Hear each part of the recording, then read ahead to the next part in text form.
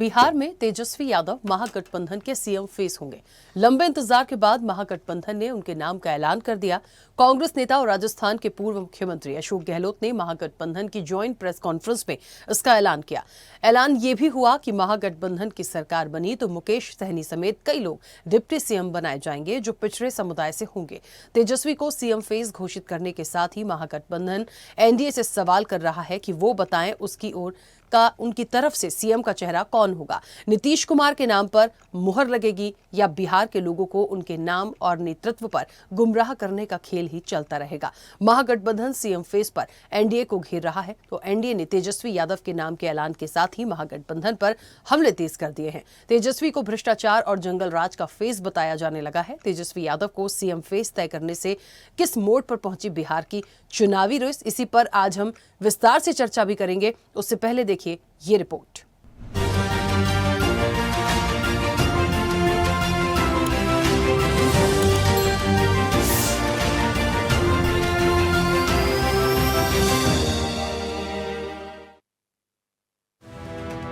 बिहार विधानसभा चुनाव में महागठबंधन का सीएम चेहरा आरजेडी प्रमुख तेजस्वी यादव होंगे। कांग्रेस नेता अशोक गहलोत ने महागठबंधन की ज्वाइंट प्रेस कॉन्फ्रेंस में इसका ऐलान किया। इसके साथ ही ऐलान ये भी कर दिया गया कि महागठबंधन की सरकार बनी तो मुकेश सहनी डिप्टी सीएम होंगे। सहनी के साथ और भी लोग डिप्टी सीएम बनाए जाएंगे जो पिछड़े समुदाय से होंगे। तेजस्वी के नाम के ऐलान के साथ ही महागठबंधन के नेताओं ने सवाल किया कि एनडीए बताए उनका सीएम फेस कौन होगा। इसलिए मैं ये कह सकता हूँ, खड़गे साहब, राहुल गांधी जी और तमाम जो साथी बैठे हमारे, इन सब की राय लेकर के हम लोगों ने तय किया है इस चुनाव में अगले मुख्यमंत्री चेहरे के रूप में तेजस्वी यादव जी को हम लोग सपोर्ट करते हैं। अब हम पूछना चाहते हैं अमित शाह जी से, इनकी पार्टी के अध्यक्ष जी से, क्या बताइए हमारा नेता तो हो गया तेजस्वी यादव, आपका नेता कौन है बता दीजिए। इसे काम नहीं चलेगा कि नीतीश कुमार के नेतृत्व में चुनाव लड़ा जाएगा। अगला मुख्यमंत्री का उम्मीदवार आपका कौन है ये उनको बताना पड़ेगा, ये हमारी मांग है। उधर तेजस्वी के नाम के ऐलान के साथ ही एनडीए और खासकर बीजेपी महागठबंधन पर और हमलावर है। तेजस्वी और उनके पिता लालू यादव पर लगे भ्रष्टाचार के आरोपों का हवाला देकर एनडीए इसे महागठबंधन का चाल चरित्र और चेहरा बताने लगा है। तेजस्वी जी के सम्मानीय पिताजी लालू प्रसाद जी भारत के रेल मंत्री थे और उनके रहते रेलवे के 2 होटल को पटना के एक प्राइवेट होटलियर को दे दिया गया। नियमों की अवहेलना करके वो एलिजिबल नहीं थे और बदले में पटना में 3.5 एकड़ जमीन बेली रोड में दी गई। इनका टाइम टेस्टेड मॉडल बहुत क्लियर है, होटल लो जमीन दो, नौकरी लो जमीन दो। कांग्रेस ने घुटना टेका है लालू यादव और तेजस्वी यादव के सामने। कांग्रेस बहुत डींग हाँक रही थी, कह रही थी कि मुख्यमंत्री का उम्मीदवार हम बताएंगे नहीं, बाद में तय होगा। लेकिन कांग्रेस पार्टी जिसका कोई वजूद नहीं है, लास्ट में लालू यादव के दरवाजे पर जाकर घुटना टेक दिया। उनके कदमों में गिरकर तेजस्वी यादव को मुख्यमंत्री का उम्मीदवार घोषित किया है। लेकिन आएगा एनडीए, जीतेगा एनडीए, सरकार बनाएगा एनडीए।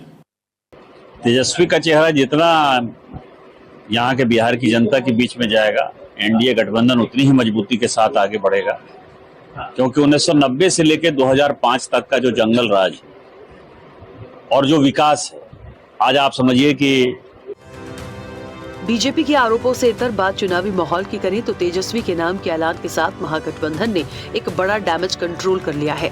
महागठबंधन में कलह और नेतृत्व को लेकर खींचतान के जो आरोप लग रहे थे उनसे राहत मिली है। दरअसल पिछले महीने निकाली गई मतदाता अधिकार यात्रा में राहुल गांधी ने तेजस्वी को सीएम फेस बनाए जाने के सवाल से कन्नी काट ली थी। बिहार को लेकर अभी तक आपकी पार्टी से साफ क्यों नहीं किया जा रहा कि तेजस्वी यादव सीएम बनेंगे बिहार में? बहुत अच्छे तरीके से एक पार्टनरशिप बनी है। हम मतलब सारी की सारी पार्टियां एक साथ जुड़कर काम कर रही हैं, कोई टेंशन नहीं है। 1 दर्जन से अधिक सीटों पर महागठबंधन के प्रत्याशी आमने सामने होने का हवाला देकर भी महागठबंधन में ऑल इज नॉट वेल होने की बात कही जा रही थी। लेकिन अब महागठबंधन के सभी घटक दलों ने तेजस्वी यादव को सीएम फेस तय कर एकजुटता दिखाने की कोशिश की है। महागठबंधन 28 अक्टूबर को घोषणा पत्र जारी करेगा। इसके बाद राहुल गांधी और तेजस्वी यादव बिहार में एक साथ रैली करेंगे। दूसरी ओर एनडीए में अभी भी सीएम के फेस पर असमंजस बरकरार है। बीजेपी के तमाम दिग्गज नीतीश कुमार की अगुवाई में चुनाव लड़ने की बात तो कह रहे हैं, लेकिन नीतीश कुमार ही अगले सीएम होंगे ये खुलकर कोई नहीं कह रहा।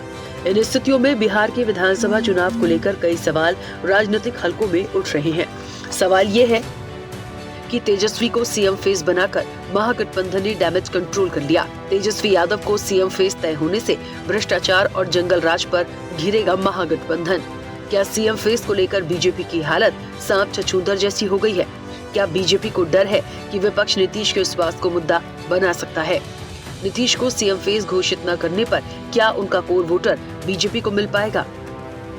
कुल मिलाकर तेजस्वी यादव के सीएम फेस तय होने के बाद बिहार में चुनावी लड़ाई एक नए मोड़ की ओर बढ़ती दिखाई पड़ रही है, जिसमें एक और महागठबंधन नेतृत्वहीनता, नीतीश की उपेक्षा के आरोप लगाकर एनडीए को घेर सकता है। तो एनडीए तेजस्वी के नाम के ऐलान के साथ ही जंगल राज रिटर्न के मुद्दे को हवा देने की कोशिश कर सकता है। अब देखना यह है कि इसमें किसे कितनी कामयाबी मिलती है।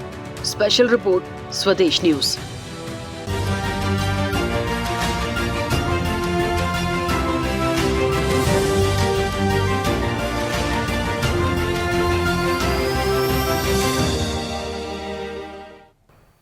ऐसे ही वीडियोस के लिए लाइक करें, शेयर करें, फॉलो करें।